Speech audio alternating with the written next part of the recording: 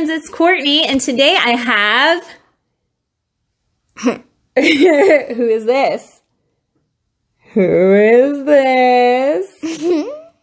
Is this Sharon? Is this Rebecca? Who is this sitting with me today? Can you tell us your name? Is it Star? Is it Lucy? Is it Emma? Oh, it's Emma. This is Emma, and she's here to do our devotional with me tonight. Another one from How Great is Our God.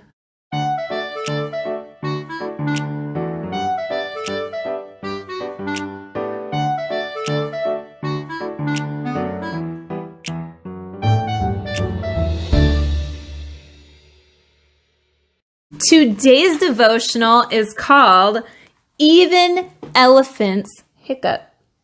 Even elephants hiccup.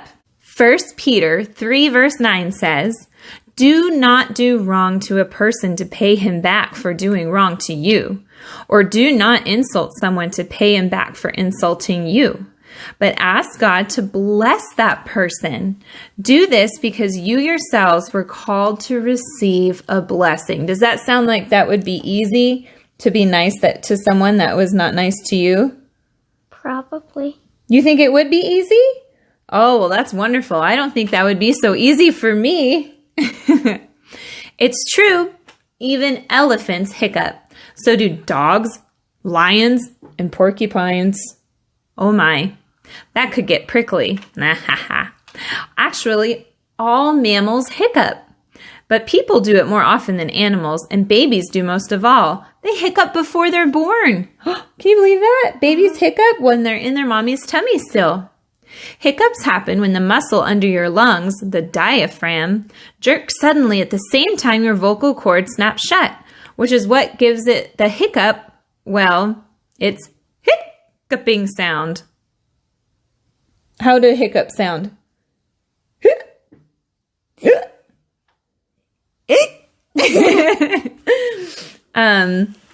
But hiccups can be mysterious with no real certain cause. Hiccups can be annoying and even painful, and there's no surefire cure for them. Tricks like holding your breath, eating a spoonful of peanut butter, or breathing into a bag might work, or they may not. Hiccups are just one of those things we can't control. Like people, you can't control them either. That means sometimes people won't be nice to you. They might annoy you, say terrible things to you, or even bully you. But God doesn't want you to pay back one wrong with another wrong. If someone hurts you, don't hurt them back. Be kind. Pray for that person. Ask for a grown-up's help. And remember, you may not be able to control others or your hiccups, but you can control whose actions? Jesus. You can control your actions. Oh. Yeah. But Jesus helps us to do that, doesn't he? Mm-hmm. Yeah, he sure does. How great. Here's our little fact. Most hiccups last only a few minutes, but Charles Osborne had a case of the hiccups that lasted from 1922 to 1990. That's 68 years of hiccups. That would be awfully miserable. He hiccuped between 20 and 40 times every minute. Doctors estimated he hiccuped more than 430 million times in his life. You did? His name was Charles Osborne, and he hiccuped more than 430 million times in his life. That's crazy, isn't it? That would be awful. Wouldn't that be awful? In a row? Like, it says 20 to 40 times every minute. Isn't that crazy? Mm-hmm.